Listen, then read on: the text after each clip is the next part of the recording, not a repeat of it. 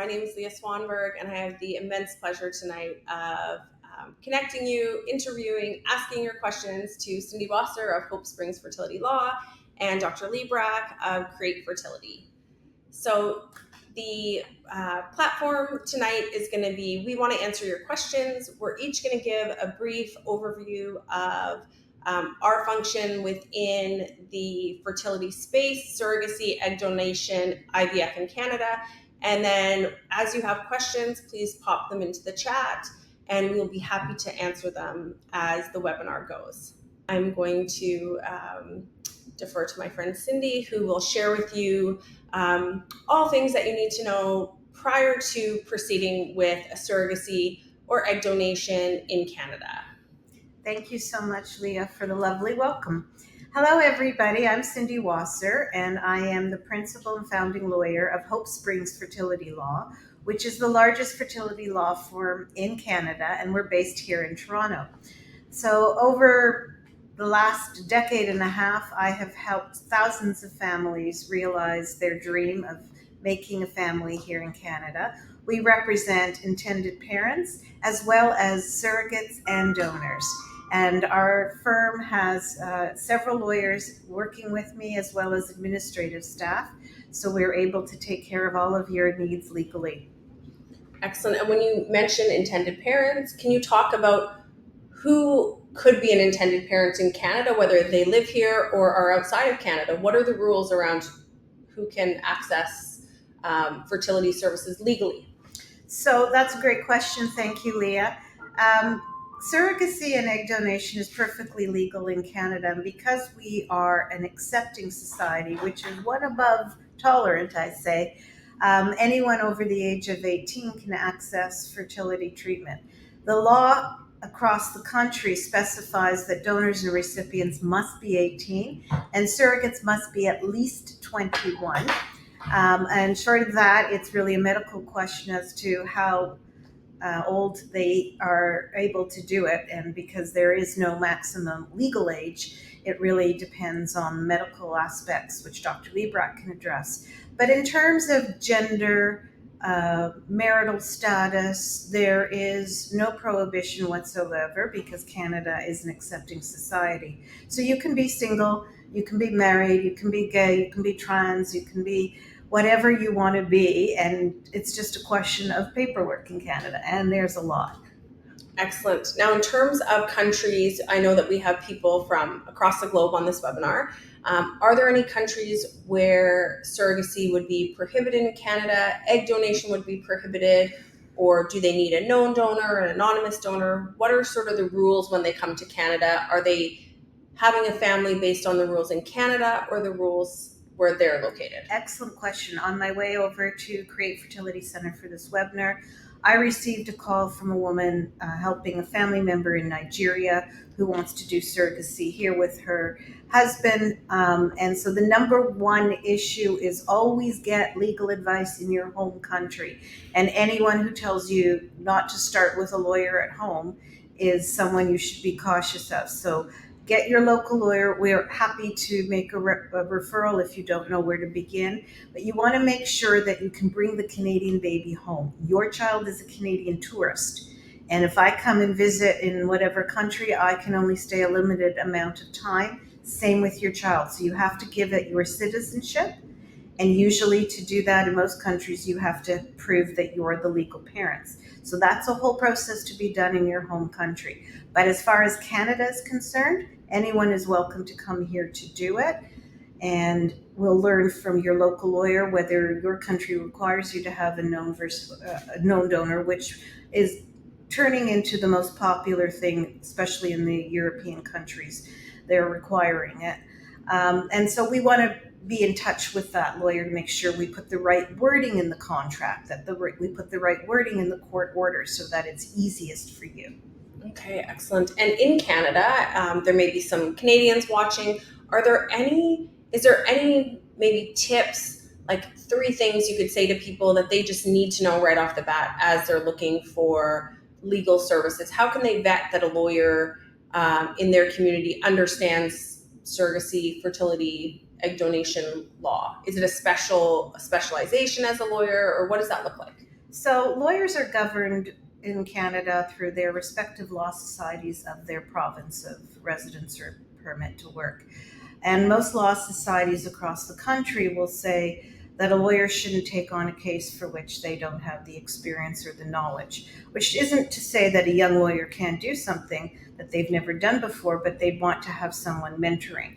So, surrogacy law is often managed by family lawyers, and it's a part of what their practice is. I think almost all of my colleagues do some sort of other work. Our firm only does fertility law. But I used to be a criminal defense lawyer for 30 years, so I bring a skill set, but I had to learn this law.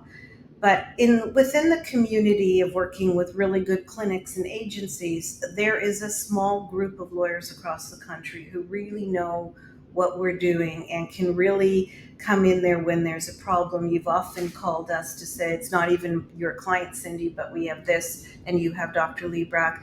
So you want that kind of lawyer. You want to make sure the lawyer's available, because I have the staff and the infrastructure. We can provide a contract within 24 hours of getting medical clearance and a link to schedule a review with me or one of the other lawyers within sometimes that day, depending on the urgency. And we're available. We don't take 3 weeks to get back to you. Our office wants to respond within 24 hours. So those are the questions to ask the law firm: experience, expertise, knowledge, availability. And then you also want to be extremely mindful of Quebec and make sure if you are in Quebec, whether you have a surrogate in Quebec or surrogate in another province, you need to speak to a lawyer who is very familiar with the new rules in Quebec. And foreigners cannot have a surrogate in Quebec. You have to live there for a year if you're having a surrogate in Quebec. Excellent. Thank you so much. Dr. Librach, if I could turn it over to you, and Sure. where would people who are coming to you, where would they get started? Do they see their regular family doctor first if they are a same-sex male couple or a couple that that know already that they are going to be working with a surrogate or an egg donor? What's the first step at Create? Well, we get referrals from all over the world to come to Create. We also do, of course, Canadians and other people in North America, USA as well. And the referrals would be people referring themselves, which is fine. If you know that you'd like to do this, you're a same-sex male couple, obviously you need to have an egg donor and a surrogate to have a baby. And we're happy to take your referral. And we also get many, many referrals from wonderful agencies and lawyers that we work with, like Cindy and Leia, and they will refer patients to us who will then work up from the medical point of view. So we really have many ways that you can access our clinic, and we're very happy to help any of you to start your journey. Excellent. And when people are coming from outside of Ontario, how often do they need to come? What do they need to do when they come here? How invasive is this testing? Are you looking, can anyone of any age access fertility treatments? And, what does that sort of initial appointment look like? So the initial appointment is really a medical assessment. So we would do a full medical history, knowing your background, what kind of medical issues you may have, especially if it's a same-sex male couple. We'll want to talk about things that relate to their sperm and whether there could be issues related to that. We also would, for a heterosexual couple or single men or single women, we'd be looking at things related to the female and when there's a female partner, and we'd be looking at their whole medical history as well. So, and then the next step really is to do like an assessment of them in terms of getting testing. So there'd be like blood testing to check for different kinds of infectious diseases. We'd be testing for genetics because we want to make sure, for example, that all of us carry some genes. So it's called carrier screening. We test for over 700 genes now to make sure to look at what you carry. The issue really is to make sure that the person providing eggs doesn't carry the same mutation as you, because that could cause a problem, a disease in the actual baby. So that's really the key for carrier screening. And nowadays, it's really done really routinely to make sure we're not going to be looking at a situation where you could have a severely abnormal child. We also will do examinations like you need to have a physical exam, usually locally in your own country. You need to have certain questionnaires filled out that Health Canada requires, kind of like FDA in the US. We have a very similar type of system like that. So there's a number of things that we do. In terms of coming here, really the main time is for same-sex male couples and single men is to provide sperm. For the women, many times they do come here as well to be able to have a physical examination and ultrasound and an assessment of their ovaries and their uterus that will help us to know what is the chances of it working and what are the things we can do to optimize your chances of having a baby.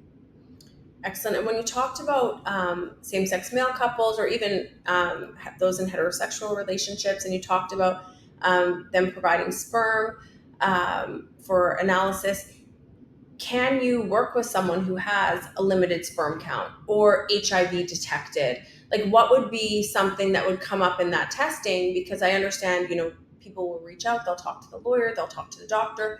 Are there ways they can work around any of those issues? That's a great question. So if you're an international or far distant from the clinic, we would want you to have an assessment of your sperm locally so we know what we're dealing with. If the sperm is very abnormal, very often we can work with it. Even if you have zero sperm, there are ways that we can extract sperm. So there's many different options for people that do have abnormal sperm counts and motility, which is the percent moving, and other types of abnormalities. So we can deal with almost any type of situation where there are sperm abnormalities. In terms of the other question that you asked, what was the other HIV. question? Oh yeah, HIV. So yeah, we test everyone for HIV, but HIV carriers are generally under medical care. They're on antiretroviral medications, and they're often undetectable levels in their blood. And those patients we can easily work with. There's no problem because there's never actually been a case of transmission of HIV from either a sperm or egg provider to another person that's carrying the baby or the baby themselves. So it really is very safe, and it's something we can do. Surrogates, we always counsel them that there is no risk really of doing this when you're working with someone who's HIV positive that has undetectable levels in their blood. But there may be some that are worried about it, but we try to explain to them that it's really of no risk to them, and we work with HIV positive people all the time. Excellent, thank you. I know during COVID, when people couldn't travel, your clinic had set up this sperm shipping, these kits that you would send to people. They would provide their sperm and ship them back. Now that COVID's over, is that still a possibility for people? So that's a great question. And we were very inventive during COVID because travel was so difficult. So we developed a kit that you could actually freeze your own sperm at home and through a video that you watch, and it's very simple to do. And someone would have to draw blood. That's a lot of questions. The video is informational on the process. Yes, it is not anything else. It's not explicit. But anyway, and then someone draws blood and we ship the sperm back to us, and the blood. And that has worked very well. In fact, we still have patients, people that are far afield in Australia and places like that, where coming here is not that simple, that are doing that. And we find that when the sperm is normal or almost normal, the results are excellent. However, if someone has a very low sperm count, we will prefer that they come here. But we can offer that service, no problem. And actually, interestingly, we're going to be presenting a paper, a presentation at the next European Society of Reproductive Medicine meeting that's happening in Amsterdam in a couple of weeks about our results with that. And we found that people that shipped sperm versus came here, there was absolutely no difference in their outcome. So we're very happy about that. So if it's something you would prefer to do, but we'd love to have you come here and meet you. But if you can't for work or whatever reason, and it's just too difficult to come here, we are happy to allow you to have the sperm kits. Amazing. And now that we know people come, they do this medical testing with you, do they pick the surrogate first, the egg donor first? How do you know who would make a good candidate? We often hear of people's sister who's 41 wanting to be their egg donor, or can you just sort of go over the basic criteria or parameters? It'd be great. So I'll start with egg donor. Not everyone, of course, is going to need an egg donor. Then you may be using your own eggs and creating embryos and have a surrogate, for example. So there's many different combination permutations that happen. But let's talk about the people who need egg donor. Obviously, same-sex or single men would, or people or women that don't have eggs for whatever reason. So looking at egg donors, normally egg donors are in their 20s or early 30s. They have to have a good ovarian reserve, we call it. So we test their anti-Müllerian hormone, a blood test that tells us if they're a good candidate. They have to be above a certain level to qualify to be an egg donor in a wonderful egg donor agency like Egg Helpers that Leia and Scott, or I don't know if Scott's on this as well, but they have their own egg agency, and basically they have to be above a certain level to qualify. But if you have a known donor that's your sister, cousin, niece, friend, and they do have a lower level, we can accept that, but you need to be aware that there be a lower success rate. And especially if they're older, the problem is as you get older, there are more abnormal embryos. So I'll give you an example, a sort of a guideline. When you're in your 20s, early 30s, it's about 30% of embryos will be abnormal. When you get to about 33, it's 40, and then 35, it's 50, and it gets worse after that. At 40, it's 70% will be abnormal. So the age of the egg provider is critical to the risk of having an abnormal embryo that really wouldn't be used in the process. So we do testing here for embryos to make sure that they're genetically normal in terms of the chromosomes, which is the most common abnormality in humans. It's too many or too few, and many of you might be aware about Down syndrome, which has an extra chromosome 21. So that's something we can easily detect in embryos and decide whether those embryos would be put inside. And how is that testing done? Like, what is that test called? How can people research it? Sure. Does it tell you the gender? Give us the scoop on that test. Yeah, so it's called pre-implantation genetic testing for aneuploidy, or the wrong number of chromosomes. And it's done on the embryos. We take a small sample of cells out of 100, like 3 or 4 cells, to be able to do this test. And we have one of the top genetics labs in the world here at Create in Toronto to do this kind of testing. And we can test for virtually anything. So if you have a specific gene that causes a specific disease in your family, that would be a different kind of testing. That's called PGT-M, or for monogenetic diseases. So we can also do that kind of testing. So there's an array of different genetic tests we can do on embryos nowadays to really make sure that an embryo going inside is, to the best of our knowledge, normal from a genetic point of view. We can't test for everything. We can test for about 95% of things, but some things are rare and some things are not genetic, and those are not things that we'd be able to test for. So there's a difference between the testing you're going to do, the blood test before on the donor and the intended parents. Yeah. So we're going to make sure there's nothing there. And then testing the embryo later on. Exactly. And so just to locate myself on that, the testing we're doing before is different to the testing we're doing after on the embryo. Correct. So before it's carrier screening to see what mutations you carry, as well as both the egg and sperm provider, and after is on the embryo itself to make sure it has the right number of chromosomes. Normally it's 46. We want to make sure it's not too many or too few. Can I ask something about that, Dr. Librach? Sure. As it's become more common now for the donors to have their carrier screening done, and as the screening advances, we're finding so many things that I understand are not always serious. But it's recommended, is it not, that the sperm donor, often the intended parent, have their testing done in advance so they know if they're carrying or what mutations they may carry, so that they don't match in advance? So before the donor. It's more ideal to make sure that, because the problem is there are different testing modalities. One might test 300 gene, one might test 700. So we want to make sure the same genes were tested in each person. Otherwise it gets more complex and you have to do it all over again. So my advice would be to have the testing done after you've seen us, and we provide that kit that will be the same as the one the donor was So tested you with. would send like a requisition or kit to the intended parents to get their screening done locally. Well, So the if they- testing wouldn't be done locally. Oh. They would have a kit. They would provide And saliva, you'd which get is it their back. DNA, and then it would be shipped back, and then Okay. we have it tested. So sperm testing can be done locally to make sure that they are both able, if they're same-sex couple, to both be providers or to get the fix they need in advance. Yeah.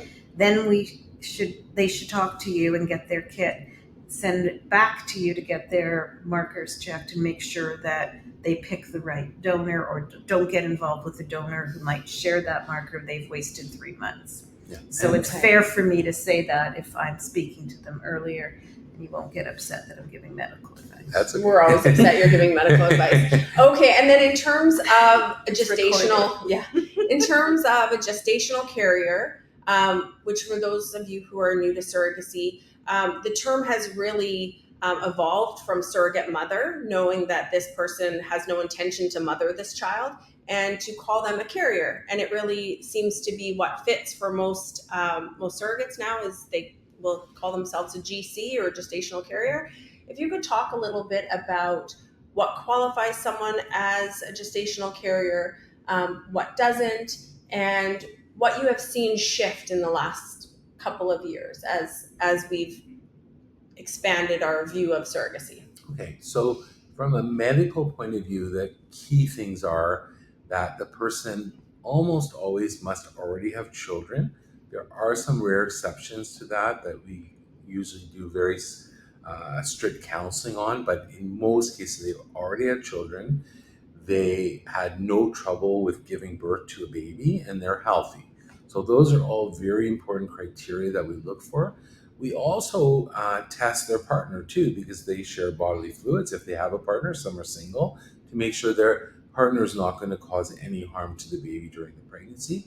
And also we do what's called a urine toxicology test. We do that also on donors to check for things like, smoking cigarettes or taking drugs or any medications that could harm the eggs and affect the baby, or affect the baby during a pregnancy that a surrogate's having. And if they are on medications that could be harmful, we can usually find alternatives that are pregnancy safe. So that's a very important part of the process. And we also want to do a physical examination on them, check their uterus, if they've had cesarean sections, check the scar that it's healed well, check their blood pressure, all of the different things that are required for them to have a healthy pregnancy for another person, and also make sure that their health is protected too. We want to make sure they get through this in a safe way, because they're doing this to help you have a baby, not to put their own life at risk. And we want to make sure it's safe for your baby and for them. Excellent. And one piece that I think is really important, and sometimes it's the agency that provides this piece, sometimes it happens at the clinic, but is the psychosocial assessment of the carrier. And really, I'm quite proud of the way that Canada manages this process. It isn't a pass or fail. It's yes, this is a great, I hear what you've said about your current family and your current life. I think it's a great time to move ahead. Or, hey, why don't you come back in 6 months? Maybe it sounds like you have a lot going on. Let's talk about supports we could put in place for you, how we could work with you over the next 6 months to ensure that you are ready for a pregnancy. Many of the surrogates in our program really feel supported. My suggestion to intended parents is to find a clinic that not only screens the surrogates themselves, but also provides ongoing psychosocial support of a counselor. Pregnancy is a big deal, and as intended parents, I know in speaking to them over the last almost 20 years, no one wants to put someone in a position that they're not ready to be in. And I think without those questions from a mental health professional around, social support, and is this a good time? As moms, and I know for myself, having been a gestational carrier, it was really important for me to do this. And I remember being told, wow, you have a very young baby at home. Are you sure? And really taking that away and thinking about it and deciding to sort of delay my process a few months, because my child was under 1 at the time. she's now 21. And I really, can't stress that enough, that the screening process, and, Dr. Librach mentioned toxicology screening. Oftentimes, for Canadians, we now view cannabis or marijuana as, equivalent to wine because it's sold in liquor stores in Canada. And it is, oftentimes people don't even think to sort of note that down. And so having that information, the clinic can really provide you great guidance in what is and is not pregnancy safe. Can I ask a question of both of you Yes. on that note?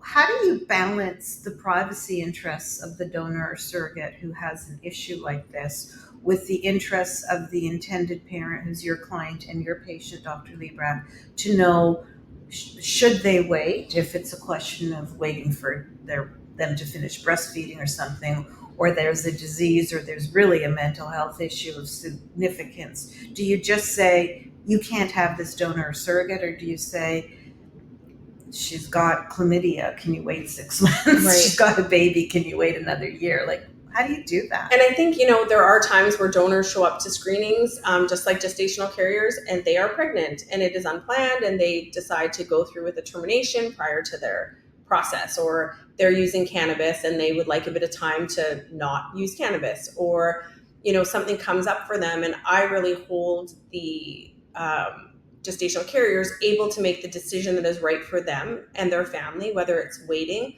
whether it's moving forward, whether it's withdrawing from a surrogacy program. I think that this idea of supporting women as gestational carriers has to be understood, that it is also supporting them in walking away.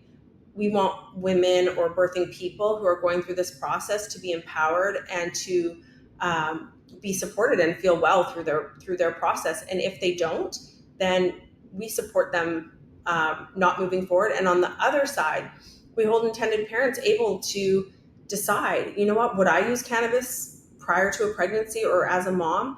I might not. And so knowing now that my surrogate maybe didn't write that down because she didn't see it as a big deal, I have to look at that and make that decision for myself, because an agency can say something, the gestational carrier can say something, but the agreements you make with yourself as an intended parent, that you are going to show up a certain way, that you're going to create boundaries around the relationship and around what you will and won't accept, happen far before the match. And so really going back and falling back onto that, and pulling out your notes about what you wrote in terms of your journey expectations, I think is really important.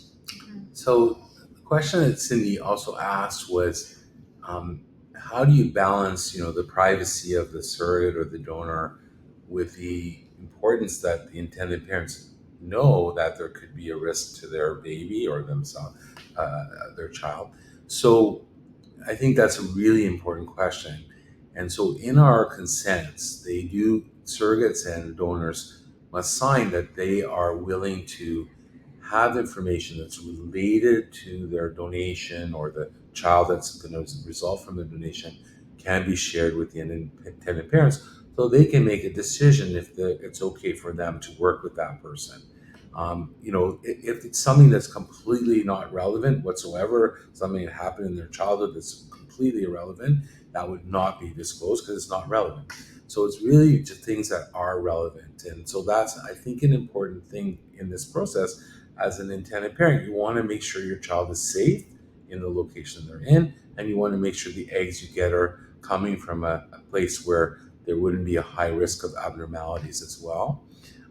There's a lot of gray zone things like mental illness. Someone's grandfather could have severe depression, but that's the great grandfather genetically of the child. That's probably irrelevant. If it's someone in their family, it could be that they went through a death in the family or a breakup relationship. That's not genetic. That's just a situational thing. So we want to look for things that could be genetic, that could be passed on to a child. So those are really important things that we look for. And substance abuse, as we talked about, we can do the urine toxicology and check for that in the donors and the surrogates. Excellent. We have lots of questions I would like to get to, just because I don't want to miss anyone's question in our time. We're just going to peek in. So I know I'm just going to lean in because I don't have We're my looking glasses at the on. screen.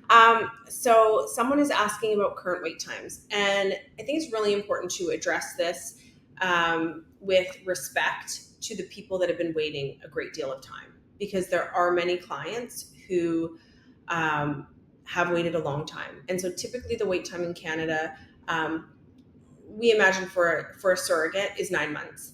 And when we look back during those 9 months, most intended parents are finding their egg donor, they're speaking to Cindy, they're going through the egg retrieval process, they're creating embryos.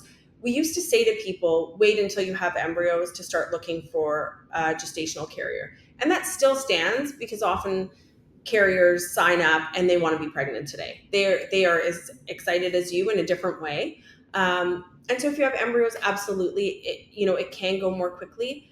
But I do not want people that are watching this webinar who maybe have been waiting in Canada with CFC or another agency who've been waiting a great deal of time to go, hey, I've been waiting a year, because there are definitely exceptions to all of the rules, and all agencies in Canada do their best to get people matched as quickly as possible and to find the right surrogate for the intended parent. So please know that 9-month average, we have people who've been waiting well over a year. We have had people that have had embryo transfers and they haven't been successful, and they've chosen to work with another carrier, and they're waiting there as well. And so we hope that it will be 9 months for people. We are not in the business of fast turns. We're not, we hold women able to come to this process. And so there are countries that, that I believe have faster times, whether it's a compensated model or whether it is sort of a less, I don't want to say a third world country, but I know in Ukraine and Georgia and Greece and some of those countries that, there is no wait time. And there are no legal contracts for reviews for surrogates, and the women maybe aren't treated as well. And so in Canada, in an altruistic process, we respect all of that. I think I want to say that although you're saying 9 months, that I think is the exception, not the rule in general. In my experience recently, I think you guys are doing such a great job in recruiting surrogates now. And I can tell you that the last 3 people I called, I said, okay, your embryos are ready, they're genetically tested. I say, okay, now's a good time to find a surrogate. And they say, Dr. Librach, we already have a surrogate, we're ready to go. So I think there can be quick turnover sometimes. Yeah, absolutely. And we want to give reasonable expectation. Yeah. But also, if you're struggling to find a surrogate, talk to us. Maybe we can look at other options as well. I think it's critical to have really good service providers, which is clinic, agency, and lawyer, because if we're working together as a team, we're there for you. And one might say, I might be accused of putting pressure on the agency to find a match for my clients, given what I do in the industry, but I do it for you, so it's important. And the other thing to think about with the other countries is not just the ethics, but the wait time to get home, especially if you live in a country outside of Canada. I have heard that in some places it's taking 3 to 4 months to be able to leave that country. Canada is, if you're domestic and you do it in another country, we're a lot faster. But you've really got to consider whether that's going to work for you and whether your home country will accept this child based on the ethical concerns that they may have in those countries. Because a lot of them don't have a true democratic government, which means it's slow to act. They have a government that can say at 10 o'clock in the morning, there will be no surrogacy as of 10:30 this morning. Whether your surrogate's pregnant or you have embryos, they're gone. You're in trouble. And you've really got to think about, this is baby making, not buying shoes. Absolutely. The next question is, how long does the whole process take with your company, and what is the total cost for surrogacy? I think that it's really an individual process. I'm sure we'd all love to talk to you individually. considerations around cost are, do you have embryos in your home country that you'll be shipping across to Canada? We are very lucky in Canada that we can receive embryos from anywhere in the world, unlike the US that has FDA requirements on embryos. The other consideration is, do you need an egg donor? Are you doing your own IVF cycle? Are you looking into a guaranteed program through fertility clinics such as Create, in which you pay one price to be guaranteed a live birth? So all of those questions are so good, and depending upon your situation, you'll be able to get a general cost. However, in Canada, we don't provide fixed cost pricing because each surrogate has different expenses, different expectations. We do not cap bed rest, and while it's less than 5% of surrogates are on bed rest for longer than a 2-week period, we do understand that the majority of our surrogates are working outside of the home and do have expenses, and we really want to be as respectful around that as possible.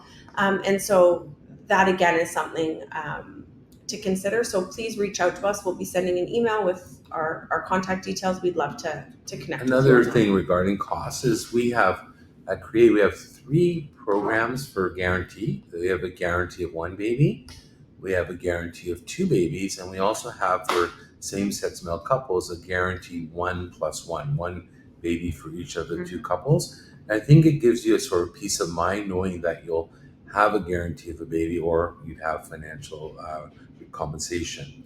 The other thing I was going to say is that if you compare other countries, the U.S. is probably the most expensive in the world. It's about double the cost. It's about half the cost in Canada as it is in the U.S. Because remember, you're paying Canadian dollars, not U.S. dollars, which are much less. And so you're able to do this at a much more economical level, especially when finances are tight and you need to save a lot to be able to do something like this. So I think that's really a nice thing about Canada, that you have costs are going to be generally less for pretty well everything that you do. Yeah, the dollar is a huge factor for us. I just came back from Sydney. Somebody asked Dr. Librach if they can transfer their embryos that they have at another clinic here in Canada to you. Absolutely. You should. Thanks. 100%. We'll accept embryos from other clinics, other countries, anywhere that you want to send them to us. We will be happy to accept them and be able to use them. If they were not genetically tested, we can even test them. There's ways to do that. Our clinic is very adept at doing that for people that have not had genetic testing on their embryos. And there's no problem whatsoever. And shipping is not a problem from anywhere in the world. We actually have at Create a embryo transportation team of people that we just, there's an email you send, embryo transportation at createivf.com, and they just take care of everything and help you to organize all your transportation. So it's something that we can easily do for you from anywhere in Canada or around the world. And someone else asked a question, what is the success rate from shipping embryos from Australia to Canada? I imagine that question is, what is the success rate of the embryos arriving and being safe and opening up the shipping container and them remaining frozen for that long flight?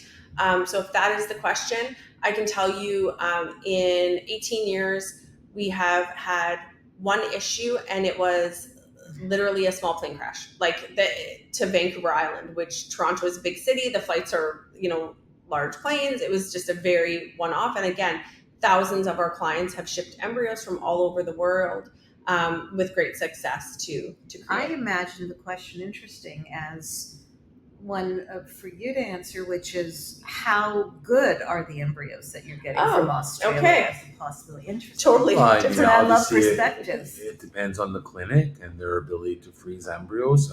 Nowadays, technology for freezing embryos is incredible, and we get 98% survival of embryos that were frozen, at least from our own clinic, and it's pretty close to that from other clinics in the world.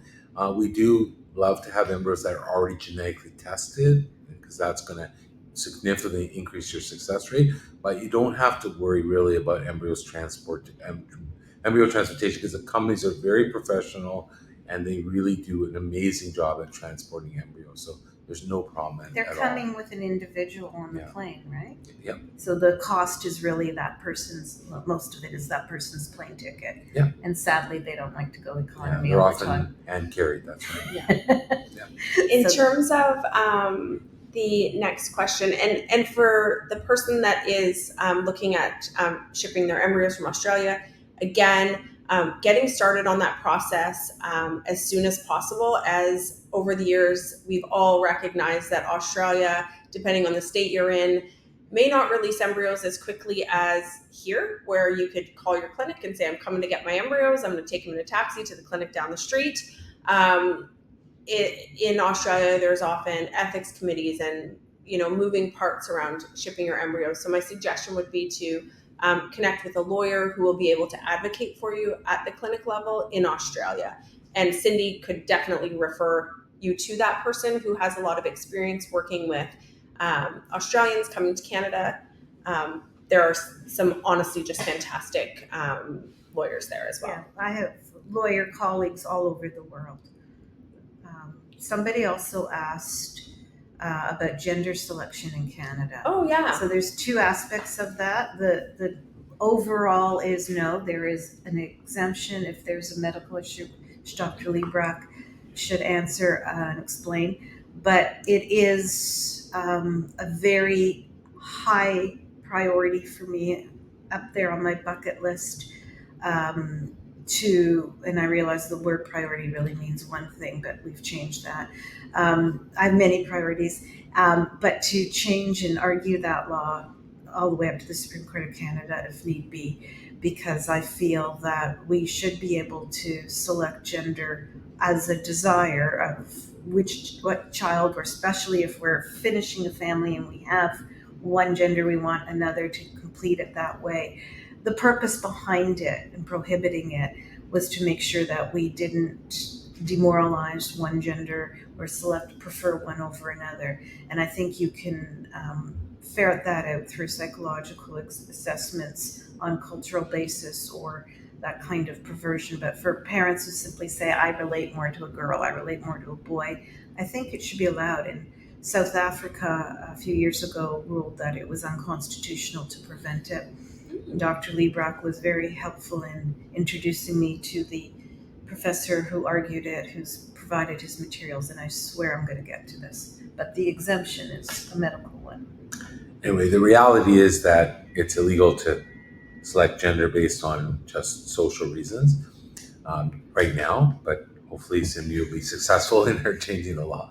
But in terms of gender for medical reasons, so if you have in your family a disease that affects males and you want to have a female, or females that you want to have a male, then that is doable. An example that's kind of gray a bit is autism. So autism is about 8 or 9 to 1 in boys. So many people that have children with autism will want to have a girl to avoid the risk in their child having a child with autism. So that's an example of something that we can do.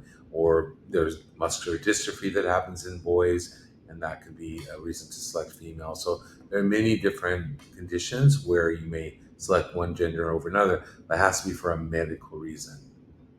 Excellent, thank you. By the way, one thing we can do, if people, they're insisting that they do want to have some sort of gender, we can ship embryos to other countries where that can be legal. So it is possible to do that. So there are some options there, but it's not something that we normally, we really want to have a healthy baby. That's the most important thing. And I hope most people, that's the reason why they want to have a child, to have a healthy baby. And I'm of the opinion that if your embryos are in another country like the US and you want to do the process here, you could order your clinic to only ship certain embryos to the Canadian clinic. And as long as you, Dr. Librach, and your staff have no idea why that was and didn't do anything, well, you might know why, but you didn't do anything to facilitate that other than accept good embryos. I think it would be unethical for you to transfer an unhealthy embryo for the purpose of gender selection. But I don't think anybody would really do that. Mm-hmm. I think Cindy and I are both very curious about that. Not that either of us are having children, but we're both girl moms. We're done. I have 5 daughters and Cindy has 2. So this whole family balancing information would have been great years ago, but here we are as girl moms. I wanted girls and I got 2. Oh, well, I guess it's only me. Okay. We have our embryos at Create. What are the implications if we move to Montreal in terms of surrogacy?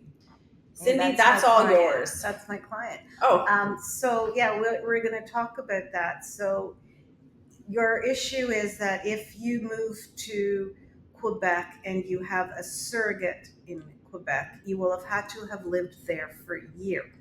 So that's a problem for you. If you move to Quebec and your surrogate is in another province, it's not a big problem. There's some hoops now.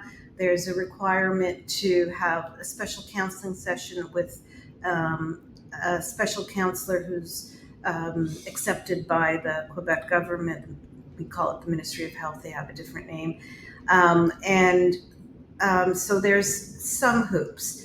One of the issues about having a surrogate in Quebec, apart from residency, for those of you who don't have that issue, is that the reimbursements have to be managed by what they call a notary, which is not the same as a notary public, which I can have, and anyone, travel agents can get a notary public. Notaries are a different kind of lawyer almost. They're special status.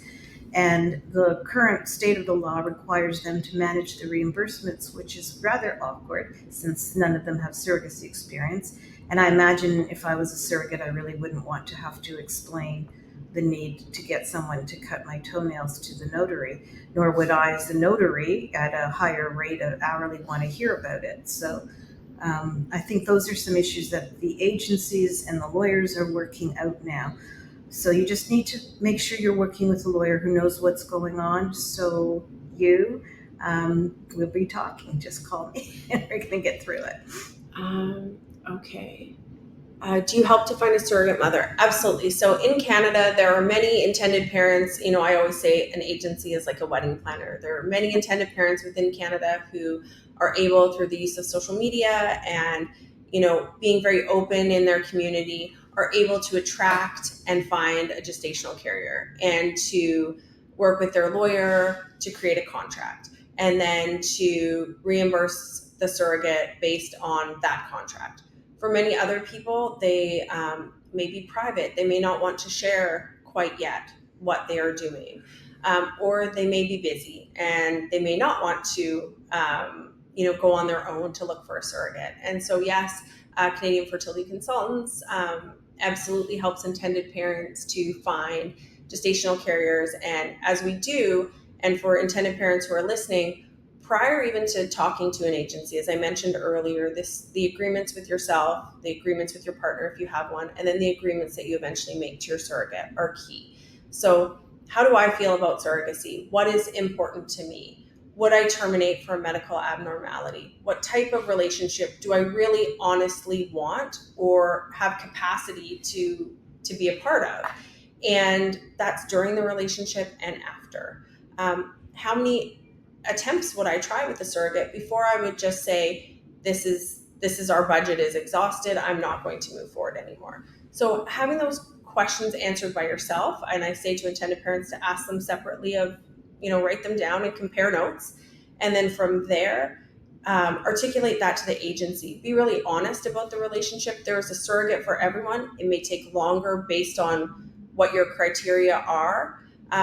However, I will say that having those conversations early will give you much more of a chance of success in recruiting a surrogate, because once someone meets you, they will see that there is a genuine authenticity, that what was in your profile really is who you present as. And so whatever those needs are, really important to share them with your case manager. And then at times, your case manager may push back and say, hey, asking your surrogate to eat a vegan diet when she is from Alberta and is a farmer, that might not work. And so if you want to expand, here are some stretches for you to do, to think about and sit with. And as you do that, it will become clear as to what really is an immovable value, termination for Down syndrome, chromosomal abnormality, versus vegan, eating meat, eating McDonald's, those pieces. So absolutely, we would love to connect with you about surrogacy. And again, when you receive the recording of this, you'll also receive contact details about how to connect with Canadian fertility consultants. Is everyone seeing each other's chats? Yes. So the names aren't private. Okay. No. So Tim, I think I answered your question. You wrote again and then said amazing things. But yeah, you need to do the counseling. So I'm working with an educational service provider in Quebec that helps people in Quebec manage these new rules and has an in-house approved counselor, and I'm making those referrals, and you can do a 2 to 1.5 to 3 hour session as required, and they're going to support everyone through it, and they're not very expensive. So contact me and I'll help with that. So the other question is, it says, the common problem that we see in Canada is clinics give option to the surrogates regarding the tests and close monitoring of medication. They say it is low. Does create work for IPs or surrogates' interests? Mm-hmm. So I want to just give a piece of advice before Dr. Librach shares. Taking care of your surrogate means taking care of your baby. And we have learned over the years, I was a surrogate 20 years ago and I was on all kinds of medication. We're learning now that success rates look very similar, and Dr. Librach is going to share more on this, but we see as an agency that success rates look very similar when women who have achieved pregnancies naturally are on less medication than more medication. And so surrogates advocating and having these big conversations with their fertility clinics around medication use and becoming informed consumers.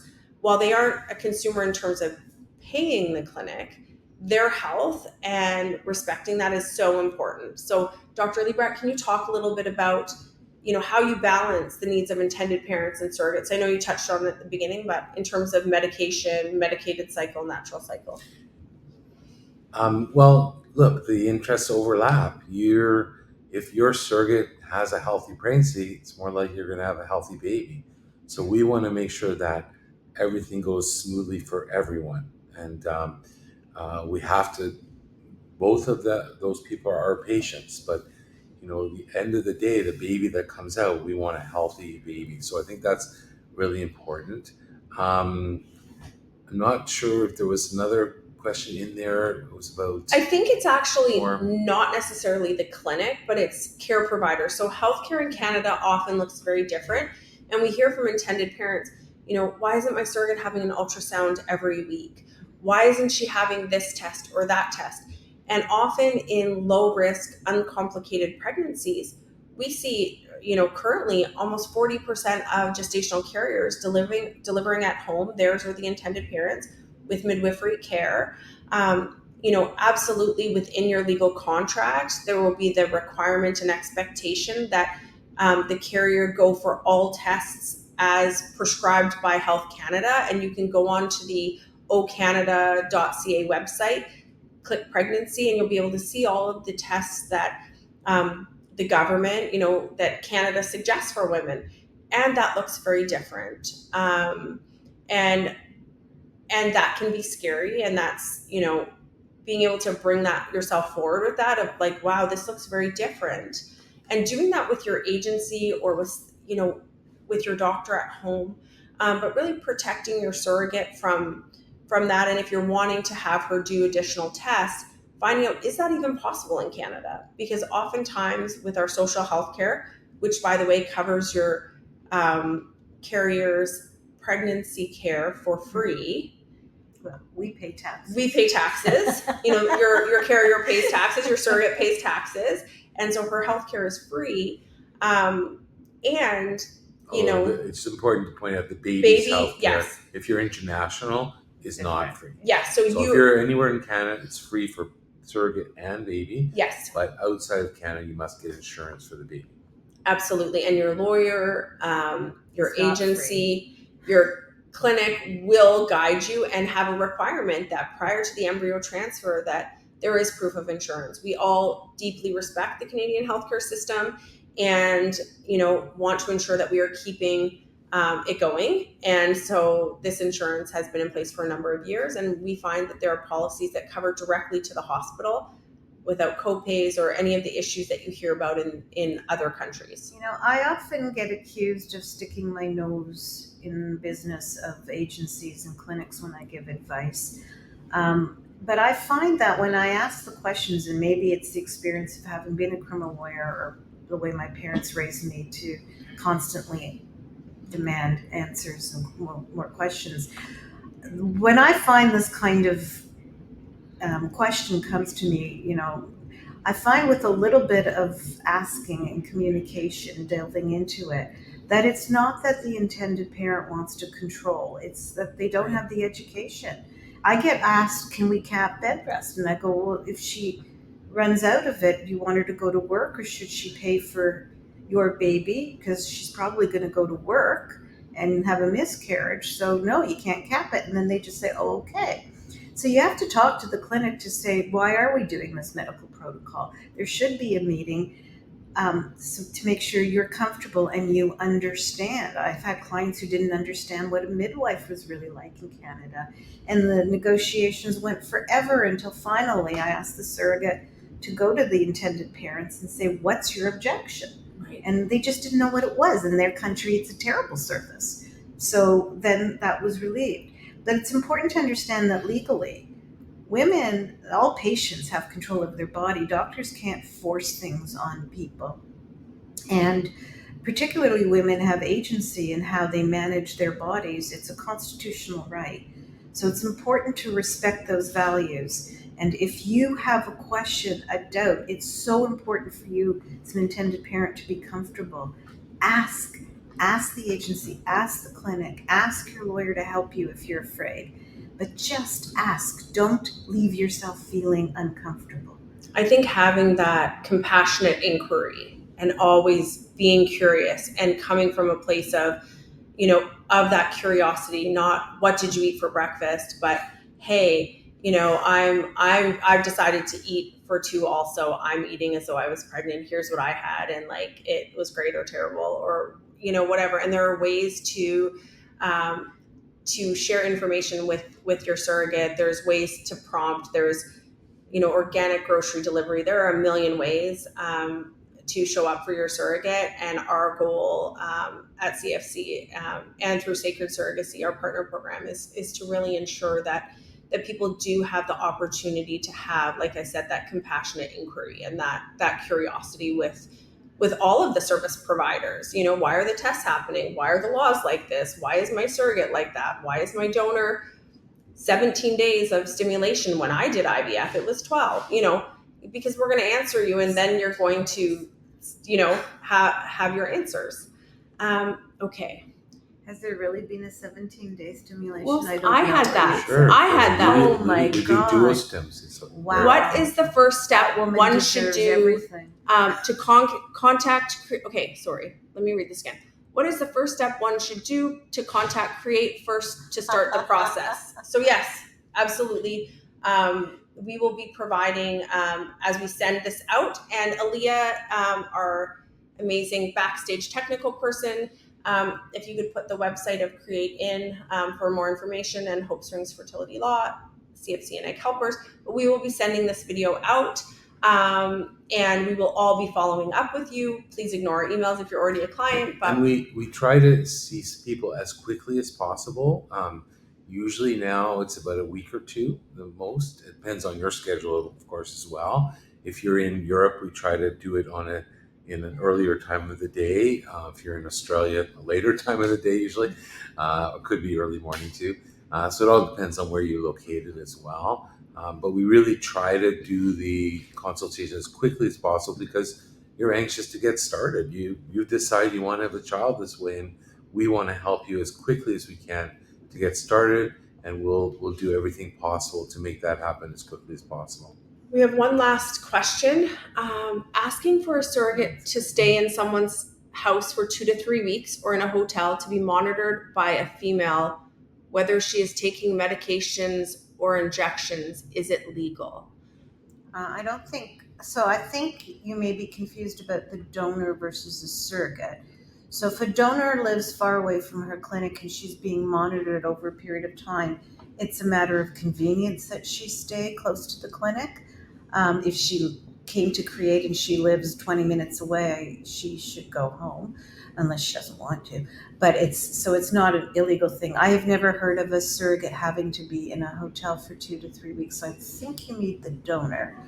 Surrogates come for screening from out of town because of how, when the flights are, they may have to stay 2 or A 3 surrogate nights. only needs to come to the clinic if they're far away to get their screening done for a few hours, really, of a day, and then they come back to the transfer. And usually they fly in, and if they're far away, to fly or drive, and then they go home the same day or the next day. So they really don't need to be at the clinic very long at all. And we have lots and lots of monitoring remotely for surrogates and donors to get them started. Donors generally are here longer because they have to go through a longer process to provide eggs, and so they're here for usually about a week or a little bit more. It just dawned on me that maybe your question is, if you wanted to have them stay in your house, you're inviting your surrogate from out of town to stay with you. It might be, if that's the question. And I know that often Sure. intended parents during that first 2-week wait of, the embryo transfers happen, we're waiting 2 weeks for a blood test. I mean, do you put her in bubble wrap? Do you not let her get on a plane? I remember my first intended mother, right? My first intended mother wouldn't let me go through the x-ray machine at the airport. So she followed me through security and then asked them if they could take me through and pat me down because she was so nervous about that.